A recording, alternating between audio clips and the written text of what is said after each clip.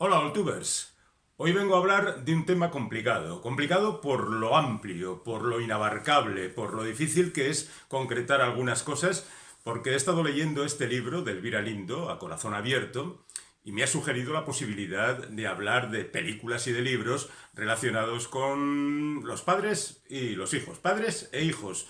Y padres e hijas, no madres e hijos y madres e hijas, que eso sería otro asunto, aunque alguno igual se nos cruza por aquí, porque ya sabéis que estos asuntos son muy permeables y pasan de uno a otro con total facilidad. Bueno, luego hablaré con más detalle del libro de Elvira Lindo, como hacemos habitualmente, pero es que además de encontrarme aquí con este recuerdo a sus padres, fundamentalmente a su padre, me he dado cuenta de que hay un montón de películas que hablan de estas relaciones. Por ejemplo, hace unos días vi una película eslovaca titulada Sin Olvido, que habla de un hijo de un oficial nazi y del hijo de una de las víctimas de los nazis. Ese hijo va buscando al asesino de su padre, se encuentra con el hijo y ambos emprenden un viaje para buscar la relación que podría existir entre ambos.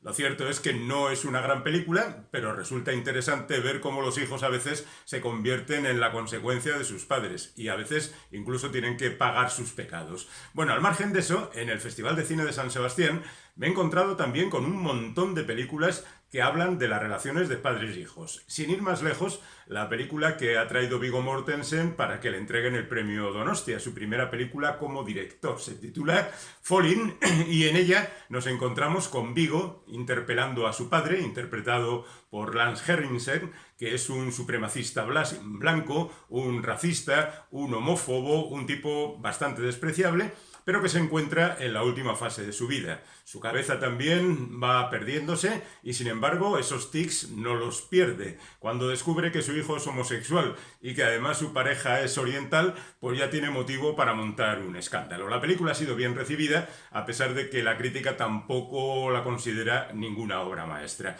Pero además de esta película hay algunas más, por ejemplo The Father, que esa sí ha sido muy bien recibida, es una película dirigida por Florian Zeller y protagonizada por Anthony Hopkins y Olivia Colman. La historia es poco más o menos semejante a la de la película de Viggo Mortensen. Una hija tiene que cuidar a su padre la cabeza le va desapareciendo y gracias a las magníficas interpretaciones de estos dos monstruos de la escena y del cine, pues se convierte en una película muy atractiva. Hay otra película que no ha estado en el festival, pero se titula igualmente The Father, o por lo menos ese es su título internacional, que es del año pasado. Es una película búlgara en la que padre e hijo se ven lanzados a aventuras incluso paranormales, pero esa la dejaremos fuera porque no está en la línea de nuestro interés. Y luego ya en la sección oficial a concurso, pues hay bastantes películas que hablan de padres e hijos. Ya he mencionado superficialmente algunas en el vídeo que hay sobre Rifkin's Festival y el Festival de San Sebastián, pero las cito así por encima. Por ejemplo, Hay algún Yorika por aquí, es una película japonesa que nos presenta a un individuo al que desposeen de toda posibilidad de llevar una vida tranquila, porque él también es un poco sin sentido. Un día se emborracha, se desnuda, le graban para televisión, se monta un escándalo, él tiene que desaparecer y su mujer y su hija forman una familia poco más tarde. Él intenta recuperarlas, pero al final acaba asumiendo que ya no pinta nada en sus vidas y acaba asumiendo el papel de segundón. Otra película japonesa que habla también de padres e hijos es la de Naomi Kawase, Asagan Keuru, conocida internacionalmente como Madres Auténticas, y que cuenta la historia de un niño adoptado que a partir de cierto momento su madre le reclama, los padres, aquí ya no se distingue entre padres y madres, no hay una figura central, una figura importante, los padres tratan de evitarlo. Bueno, es una película que se va a ver, así que lo dejo ahí para que la veáis. Nosotros nunca moriremos es una película argentina, aquí madre e hijo, que van buscando la verdad sobre el supuesto suicidio de uno de sus parientes, un hermano y hijo también, de la mujer protagonista. No es una gran película, seguramente nunca será exhibida comercialmente más allá de Argentina, pero ahí queda el detalle. Luego está Courtroom 3H, que es una película sobre un tribunal de menores, donde hay un montón de casos donde aparecen padres que tratan de recuperar a sus hijos. Quizá la parte más larga de esta película está dedicada a un hombre que dejó a su familia, trata de recuperarla y, por supuesto, acaba en los tribunales. La verdad es que hay momentos mucho más intensos donde no aparece el padre. Por ejemplo, yo creo que el mejor momento de la película es cuando una madre que ha dado a su hijo en adopción denuncia a la madre que tiene ahora a su hijo porque hace una excesiva exposición de su hijo en las redes. Y eso le parece a ella que, en el caso de que vuelva a tratar de recuperarlo, pues le va a perjudicar. Y la verdad es que ese momento en que entrega otra vez a su hijo biológico a la madre de acogida, pues es muy emocionante.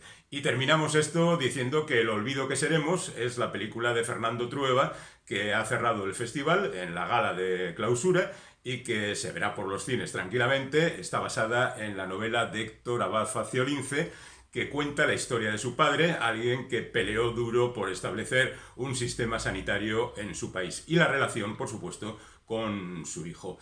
Y ahí lo dejamos porque tenemos que entrar directamente en la historia de los libros que han hablado de padres e hijos. Tú dices padres e hijos e inmediatamente te viene a la memoria la novela de Turgeniev, que se escribió a mediados del siglo XIX. Iván Turgeniev, era un contemporáneo de Tolstoy y Dostoyevsky, pero a diferencia de estos, que tenían como una misión de rescate en el mundo, Turgeniev era un tipo que practicó el nihilismo y de hecho lo comentaba en sus libros y trataba de expandirlo.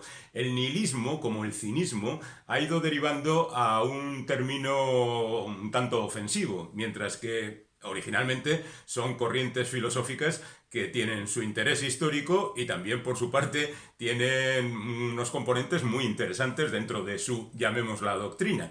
Pero bueno, en cualquier caso, esta es una novela, Padres e Hijos, en la que ocurren cientos de cosas.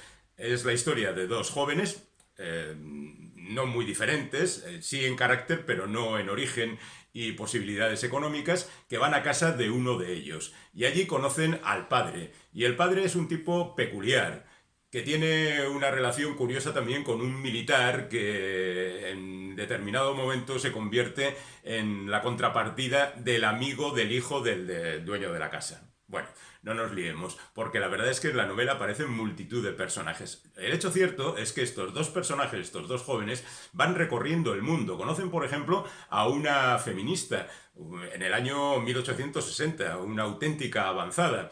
Y por otra parte acaban también en la casa del otro muchacho. Y por determinadas circunstancias, generalmente amorosas, acaban separándose. Es decir, que la trama, a pesar del título, no es estrictamente la relación entre padres e hijos, sino la relación entre estos dos jóvenes que ven cómo, con sus familias y sus allegados, poco a poco van separando sus destinos. En cualquier caso, y ya que estamos en Rusia, y en esa época, digamos que Los hermanos Karamazov de Dostoyevsky es otra de esas novelas clave en la relación entre padres e hijos. Un padre autoritario, brutal en ocasiones, y cuatro hijos de caracteres muy diferentes. Está el intelectual, está el pasional, está el que no quiere saber nada, que en un momento determinado pues alguien decide matar al padre, que es eso que dicen que es conveniente, aunque sea metafóricamente, en un momento de la vida de todo ser humano. Hablando de padres importantes, tenemos el caso del padre de Franz Kafka, y no solo por la metamorfosis. Digamos que la metamorfosis sí es un cuento, es una novela corta, donde sí se plantean estas diferencias entre padres e hijos, porque Gregorio Samsa, el protagonista, como sabéis, un día aparece convertido en un insecto. Unos dicen que un escarabajo, a mí siempre se me ha representado un poco como una cucaracha. Pero bueno, lo importante es la relación con toda la familia, y el padre no acepta que su hijo se haya convertido en eso, pero no lo acepta seguramente porque el hijo era el sostén económico de toda la familia, y al desaparecer ese sostén económico, él tiene que volver a trabajar y eso le sienta muy mal. En definitiva, yo creo que aquí Franz Kafka trató de reflejar su propia relación con su padre, como deja claro después en Carta al padre, que es una diatriba contra su padre bastante potente y que no se atrevió a publicar en vida del padre. Esto es algo bastante común en quienes han escrito sobre su relación con sus progenitores. Siempre o casi siempre lo han hecho cuando estos han desaparecido o con los que ya no tienen ninguna relación y no les importa cuál vaya a ser su situación cuando se encuentren con sus escritos, como por ejemplo el caso de Georges Simenon, que también tiene un libro titulado Carta a mi madre, donde ajusta cuentas. Generalmente la relación entre padres e hijos es de ajuste de cuentas de unos y otros, porque siempre hay deudas de algún tipo después de tantos años de relación. Mucho más placentera es la relación de Richard Ford con sus padres. Richard Ford es uno de esos autores estadounidenses que apareció un poco a rebufo de aquella moda que se llamó realismo sucio y que poco a poco fue cobrando su propia personalidad. Bueno, en 1985 escribió un libro titulado Mi madre, porque su madre había muerto y él le rindió un sentido homenaje, pero además un homenaje cantando sus excelencias. Y cuando murió su padre, escribió otro, pero habían pasado 35 años entre uno y otro escrito. Los dos están juntos en un volumen que se titula Entre ellos. Es cierto que con el padre tiene más diferencias, pero la verdad es que tampoco es un retrato muy difícil, muy duro, sino que es más bien contemporizador. El retrato que hace Paul Auster de su padre en La invención de la soledad es también como de añoranza. Es un retrato de alguien que fue muy importante en su vida, ahora se ha ido y él se siente huérfano, en realidad lo que es. Pero al mismo tiempo lo mezcla con una segunda parte en el libro donde él se presenta como padre, tratando de no repetir los errores que había tenido su padre. Así que es un libro de los primeros de Paul Auster, está publicado prácticamente después de la trilogía de Nueva York y del País de las últimas cosas. Yo creo que sería el quinto libro, si contamos la trilogía como uno, el tercero. Y es un libro muy, muy interesante. Podemos pasar de aquí a las sagas de familias bien conocidas en la literatura, empezando por ejemplo por los Compson. Los Compson es la familia retratada en El ruido y la furia de William Faulkner. Es cierto que William Faulkner ha tratado siempre la familia estadounidense con ojos verdaderamente agudos y despiadados en ocasiones. Seguramente la familia de Santuario es la más terrible que aparece en la historia de la literatura, pero digamos que El ruido y la furia es la más completa, porque va siendo contada la novela por cada uno de los miembros de la familia, y los mismos hechos cobran una dimensión diferente, depende de quién los cuente. Sabemos que Faulkner es un autor difícil, pero leer a Faulkner, de verdad, es una experiencia de la que no os vais a arrepentir. Algo parecido ocurre también en Cien años de soledad. En este caso son Los Buendía. La creación de Gabriel García Márquez ha pasado a la historia por ese tratamiento literario un tanto florido que tiene en su prosa, aunque en realidad lo que viene a contar es un melodrama de altísimos vuelos. ¿Y qué? Nos gustan los melodramas y nos gustan las historias que incluyen a tantos personajes tan diferentes entre sí y con tantos destinos que cumplir. Lo mismo podríamos decir, aunque un poco más atenuado, con un tipo de prosa más austero, de Los Bundelbrock de Thomas Mann. Es su primera novela, todavía no llegará a La montaña mágica o a La muerte en Venecia, pero es una novela muy interesante y sobre todo que nos viene muy bien en este apartado porque esta relación entre los diferentes personajes es verdaderamente apasionante. Lo mismo podríamos decir de los Madariaga. Los Madariaga es la familia protagonista de Los cuatro jinetes del Apocalipsis de Vicente Blasco Ibáñez. Alguien habrá visto las películas, sin duda alguna. La primera fue muy famosa porque estaba protagonizada por Rodolfo Valentino y el tango que se marcaba pasó a la historia.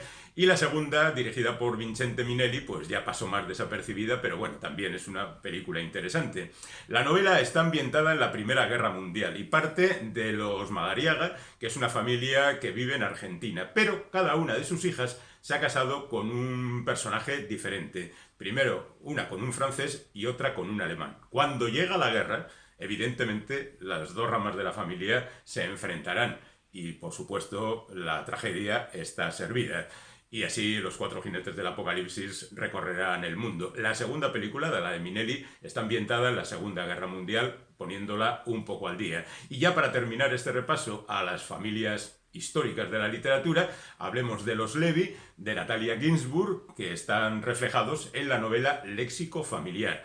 El detalle que tiene esta novela, que está ambientada entre 1930 y 1950 en Italia, es decir, todo el auge del fascismo, la Segunda Guerra Mundial y la posguerra, es que está tratada a través de ciertas palabras que la familia de los Levi utiliza y añade un interés literario a lo puramente melodramático, intenso y terrible que se cuenta en esta historia. Hay más padres e hijos, seguimos con ellos ahora mismo. Vámonos con otros padres e hijos que a través de la literatura han llegado a nosotros. Por ejemplo, Patrimonio, una historia verdadera de Philip Roth.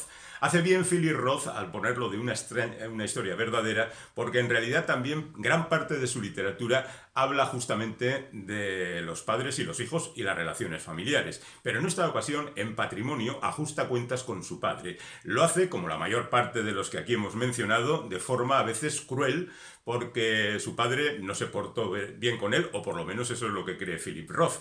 Pero también es cierto que la escritura de este libro, que se publicó a principios de los años 90, le hace cambiar un poco el estilo y a partir de ese momento casi todos sus libros hablan de él mismo como padre y como persona que se va encaminando hacia la vejez, ¿no? Libros como La Mancha Humana o Némesis o El Animal Moribundo, Elegía, Sale el Espectro, son novelas que ya hablan de un escritor en la decadencia y que se ve con mucho más cariño que el que él puso al analizar la figura de su padre. Hay un caso muy reciente en la literatura española que refleja muy bien estas relaciones padres e hijos. Es el caso de Ordesa, que hace un par de años fue un fenómeno de ventas. La escribió Manuel Vilas y habla de su padre, en segundo lugar de su madre, pero también de sus hijos. Yo creo que esta es una novela estrictamente autobiográfica en la que el personaje central es el propio Manuel Vilas, más o menos enmascarado, y habla de las relaciones de un padre que, por ejemplo, en los años 60, pues representaba muy bien al típico español que era un poco chulo y que sobrevivía de la mejor manera posible y que era grande cuando había que celebrar y un poco miserable cuando estaba en la intimidad. Y así poco a poco va haciendo ese retrato que tampoco es excesivamente cruel, está tamizado por cierta sensibilidad a favor de la misma manera que luego tratará de replantearse eso mismo cuando hable de sus hijos, aunque no puede evitar ese detalle de sentirse un poco abandonado por ellos. Ordesa tuvo tanto éxito que el propio Manuel Vilas escribió una especie de continuación, ya sin tanto éxito, a pesar de que fue finalista del Premio Planeta, titulada Alegría. Hay un caso excepcional que creo que si vais a leer uno de los libros de los que estamos hablando hoy, debería ser este. Es el de Sergio del Molino, que escribió La Hora Violeta. La Hora Violeta es un recuerdo al año que pasó con su niño, su hijo, un niño todavía pequeño, al que le diagnosticaron una enfermedad mortal y acabó muriendo. Ese año, ese repaso a lo que él sintió y lo que vio y cómo estuvo con su hijo es algo verdaderamente estremecedor por un lado, pero por otro también muy esperanzador y en ocasiones te mete una inyección de algo de esperanza verdaderamente necesaria.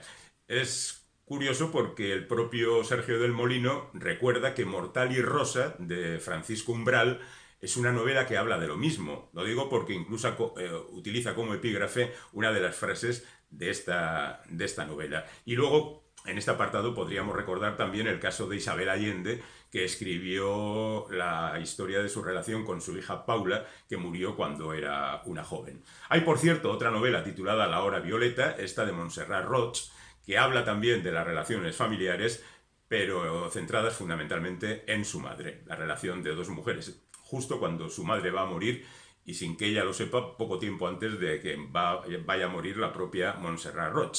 Tiempo de vida de Marcos Giralt Marcos Giralt Torrente, digamos, es también un repaso a la vida en común de los dos personajes. Marcos Giral Torrente es uno de esos escritores secretos que gusta mucho a determinado público, pero que es un público minoritario. Es un severo analista de la vida y en este caso, en Tiempo de vida, habla de la relación con su padre. La muerte del padre, salimos del territorio de la literatura española para irnos a la nórdica, es la primera novela de esa serie titulada genéricamente Mi lucha, de Karl Ove Knausgård, un escritor sueco que de repente deslumbró al mundo con esta novela. Debo reconocer que no siento el mismo entusiasmo que tantos críticos y lectores. Yo he leído La muerte del padre y no me quedaron ganas de seguir leyendo el resto de los libros. De hecho, el último tiene 1000 y pico páginas y ya me han entrado unas ganas de no leerlo verdaderamente asombrosas. La muerte del padre es un principio de autobiografía que tiene algunos puntos de interés, sobre todo esta parte que mencionamos, pero el resto es un divagar, de manera que explicar durante 35 páginas cómo se limpia un jardín, ¿qué queréis? A mí me sobran 34 3/4, porque ni 3 líneas sirven para contar lo que es la limpieza de un jardín si no hay una altura literaria suficiente y, por otra parte, hechos importantes que contar. De verdad, la enumeración de cosas que hay en un jardín y que están desperdigadas por allí, si no tiene un sentido dramático, a mí no me convence. Pero entiendo que hay gente que pueda encontrar en esto maravillas literarias. Bueno, en cualquier caso, este es un éxito verdaderamente importante, de la misma manera que debería haberlo sido Examen de mi padre, de Jorge Volpi. Jorge Volpi es un extraordinario escritor mexicano que ha escrito, por ejemplo, En busca de Klynsgård o Memorial del engaño. Si queréis saber cómo fue la estafa de la crisis de 2008, leed Memorial del engaño, porque ahí está explicado todo perfectamente.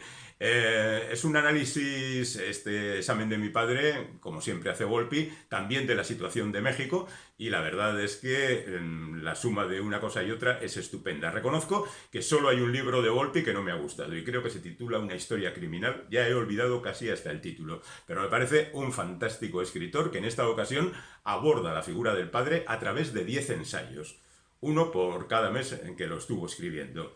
Y de la misma manera que cuenta su decadencia, cuenta también pues, las situaciones que ocurren en México. Vámonos ahora con un autor que ha hecho de la relación familiar uno de los temas de su literatura. Ignacio Martínez de Pisón es aragonés, pero vive en Barcelona desde hace 40 años. Y seguramente recordaréis una película que se titulaba Carreteras secundarias, con Antonio Resines intentando convencernos de que es un actor serio. Bueno, pues aquella historia de un padre y un hijo recorriendo el país por carreteras secundarias fue una de las primeras incursiones en los territorios familiares de Ignacio Martínez de Pisón. Una buena novela, pero el culmen, digamos, de esta actividad analítica de la familia está en Derecho Natural, una historia de una familia verdaderamente increíble, muy bien trazada. Ignacio no es un escritor de grandes sorpresas y de grandes impactos, pero es de un nivel asombrosamente estable y siempre muy interesante. Por ejemplo, su última novela es Final de temporada y también cuenta una relación familiar, pero en esta ocasión es de un hijo con su madre. Una madre que pretendió abortarlo en su momento, que después por circunstancias decidió tenerlo y que 20 años más tarde, cuando el hijo se entera, pues obviamente hay un conflicto. La verdad es que al leer a Ignacio Martínez de Pisón es muy, muy interesante. Más conocido es el caso de Carlos Ruiz Zafón y La sombra del viento. En él aparece el protagonista y su padre. Aquí la verdad es que no hay análisis de ningún tipo en cuanto a enfrentamientos entre padres e hijos. Más bien el padre del protagonista es un ser estupendo que le presenta, le enseña el cementerio de los libros olvidados. Y a partir de ahí, pues la verdad es que el bueno de Ruiz Zafón escribió otros 3 libros que funcionaron muy, muy bien. Inmediatamente nos vamos a ver algunos casos relacionados con los cómics. Vamos a recomendaros un cómic o dos que son muy interesantes y muy representativos de todo esto que estamos hablando. Su autor literario es Antonio Altarriba, un novelista, profesor de francés y de otras cosas, y también guionista de cómics y experto en los cómics, que decidió revisar la vida de su padre en un cómic titulado El arte de volar, a partir justamente del suicidio de su padre, que se tiró por la ventana, y de ahí lo del arte de volar. Es un repaso no tanto a la figura del padre, que lo es, sino también a los tiempos difíciles que le tocó vivir. Y luego completó esa imagen con otro volumen dedicado a la madre, que se titula El ala rota, que también tiene un título muy representativo. Esa mujer con el ala rota, físicamente y también espiritualmente, que tiene que enfrentarse a las mismas circunstancias de las políticas y sociales que su marido, pero que todavía está en una situación de menor posibilidad de salir adelante. Son retratos bastante descarnados, ya digo, en ocasiones muy centrados en la situación de la época, pero son retratos que te llegan al corazón. Los dibujos de Kim, que lo hace en ambos casos, a mí no me parecen los más adecuados, pero debo reconocer que en esta ocasión le he visto más acertado, porque Kim tiene un componente de dibujo más bien tirando humorístico. Es el autor, por ejemplo, de Martínez el Facha, y comprenderéis que para estos temas un poco más serios, bastante más serios, mucho más serios, pues parecían no encajar. Pero bueno, al final la cosa acaba funcionando. Luego hay algunos elementos que son divertidos en la relación de padres-hijos. Por ejemplo, guía urgente del padre primerizo. Esto lo hizo Rafa Esteve en un blog y después ha salido publicado. Bueno, pues se cuentan las andanzas de cualquier individuo que tiene hijos, acaba de emprender la experiencia de ser padre y la vida es un desastre. Poco más o menos lo mismo que ocurre con la guía del mal padre que hizo Guy Delis. Guy Delis es un tipo que ha hecho cómics de sus viajes por el mundo, Pyongyang, Jerusalén, crónicas birmanas y también otras historias. Pero bueno, de repente decidió escribir o hacer estos cómics muy elementales, muy sencillos, muy de impacto inmediato, para que los padres primerizos también tengan un poco de alivio dentro de su situación tan difícil en ocasiones. Bueno, dejamos los cómics y ya que estamos así un poco en el tono divertido, digamos que Gerald Darrell, que es un naturalista, el hermano de Lawrence Darrell, el famoso autor del Quinteto de Alejandría y todo esto, pero Gerald Darrell es un tipo que se ha ocupado de revisar a los animales. De hecho, su libro más famoso es Mi familia y otros animales. Y cuenta cómo era su vida en Corfú, que es un sitio fantástico, por otra parte, donde vivían un poquito por encima de la media mundial, es decir, como señores diletantes que no tenían problemas económicos y en los que el bueno de Durrell se dedicaba a revisar los animales y de paso también a su familia. Es muy divertida este libro y tiene otros que también van en la misma dirección. Alguien que se ha ocupado bastante de las relaciones padres-hijos ha sido Miguel Delibes, por ejemplo. En Mi idolatrado hijo Sisi cuenta lo pernicioso que resulta el dar demasiados caprichos a los niños, darles todo lo que te piden, lo que te exigen, y en consecuencia acabas haciendo de ellos, pues, quizá alguien no preparado para la vida que le espera, ¿no? Pero es también bastante ejemplar el personaje de Toby en El Príncipe Destronado. Seguramente recordaréis la película de Antonio Mercero que se titulaba La Guerra de Papa, donde el chaval trataba de sobrevivir entre aquella familia un poco de locos, pero bueno, iba saliendo tranquilamente por ahí. Voy a mencionar otra novela que me parece que ahora mismo está funcionando muy bien y que se titula Nuestra parte de noche y está escrita por Mariana Enríquez. Yo creo que ya he dicho en algún vídeo que la obra de Mariana Enríquez es imprescindible, pero son imprescindibles sus cuentos. Son cuentos en un ambiente opresivo, tenebroso, verdaderamente ominoso, donde uno no se siente seguro para nada. Pero al hacer una novela, esta novela es bastante voluminosa, yo creo que se le ha ido un poquito la mano y esa concisión, esa precisión que tenían sus cuentos se ha extendido. Y aunque la novela es valiosa, yo creo que se está considerando un poquito por encima de sus auténticos valores. Leed los volúmenes de cuentos de Mariana y luego si queréis la novela, pero no empecéis por la novela porque quizá os puede hacer sentir un poco de rechazo por esas largas disquisiciones y esos planteamientos un tanto alargados y repetitivos en ocasiones. Otra novela, o 5 novelas podríamos decir en este caso, son las de Patrick Melrose, famoso por su serie televisiva escrita por Edward Sanovin, que cuenta la historia de un individuo a lo largo de diferentes etapas de su vida, pero cuyo primer libro, son 5 y están reunidos en un volumen publicado recientemente, su primer libro se titula El Padre. Y ese padre, obviamente, es alguien que significa mucho para él, porque entre otras cosas tiene que cargar también con el hecho de que su madre se ha suicidado y trata de averiguar cuál es la culpa del padre en estos hechos. Yo creo que es una novela que no ha tenido el éxito que merecía, sobre todo porque esperaban más después del éxito de la serie televisiva. Pero bueno, estas cosas son incontrolables. Dejadme que voy a coger otra vez el volumen de Elvira Lindo para terminar esta parte de nuestro vídeo.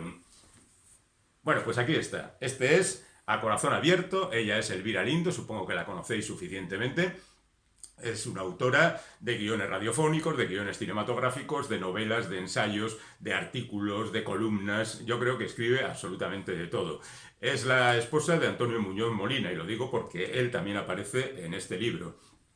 Y aquí ha pretendido ajustar cuentas fundamentalmente con su padre. También aparece su madre, pero es una mujer que murió cuando ella era razonablemente joven, y aunque tiene un buen recuerdo de su historia, quizá tanto idealizado también, de esa mujer enfermiza que quedaba un poco arrollada por la personalidad de su padre, pues la verdad es que se centra fundamentalmente en su padre porque ha llegado a una edad avanzada y empieza incluso justamente cuando ese hombre está ya casi imposibilitado, está en el hospital, y a partir de ahí traza esta historia que va a recorrer prácticamente toda su vida, contando primero las andanzas de su padre en la posguerra española, tratando de sobrevivir frente a una tía verdaderamente opresiva, incluso fugándose de casa. Después la relación con su madre, obviamente, y también, durante un momento, incluso la propia vida de Elvira Lindo durante su adolescencia, que es esa etapa tan importante. Pero después ella se borra prácticamente de la narración y deja que la historia de su padre continúe. Es un retrato, ya digo, bastante favorable, en el sentido de que aunque se reconocen los defectos del personaje, pues era un tipo a veces un poco avasallador, pues quizá un poco chulesco también en ocasiones. La verdad es que es un hombre que, sin haber tenido formación académica, consiguió trabajar en empresas de altos vuelos y en cargos importantes, y que después, conforme iba haciéndose mayor, pues acabó haciendo lo que hacen las personas de cierta edad: quejarse de un mundo que ya no es el suyo, que no reconoce, que consideran que es mucho peor, que en este caso además pues se ve un poco abrumado por la corrupción, y entonces dice que todas las culpas del mundo la tiene la corrupción. Pero al mismo tiempo sigue siendo un personaje capaz de venderles frigoríficos a los esquimales. Es decir, que cuando se empeña en conseguir algo, utiliza todos los trucos en su mano, de manera que también lo presenta como un tipo simpático al lector. Yo creo que cada uno tiene derecho a escribir las relaciones con sus padres como la siente, pero también es cierto que a veces pues el tiempo acaba tamizando el tema. ¿Cómo era aquello que decía Oscar Wilde? Los niños aman a sus padres, es natural. Con el tiempo los desprecian. Algunos los odian. A veces los perdonan. Pues algo de eso tendríamos en esta historia.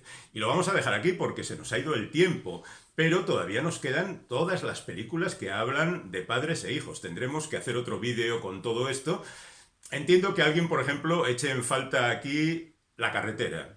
La carretera de Cormac McCarthy, la novela, es más importante que la película de La carretera, entre otras cosas porque es el origen y en consecuencia tiene más importancia. Pero, por ejemplo, se me ha ocurrido relacionar La carretera con Ladrón de bicicletas, que es una película, y así lo tendremos en el comienzo del próximo vídeo. Si queréis hacer alguna sugerencia, estupendo. Ya sabéis, si queréis suscribiros, fantástico. Por supuesto, si queréis comentar, ahí están los comentarios. Y si queréis difundir la existencia de este canal, pues en eso estamos. Dentro de poco volveremos con las películas en las relaciones padres-hijos. Hasta luego.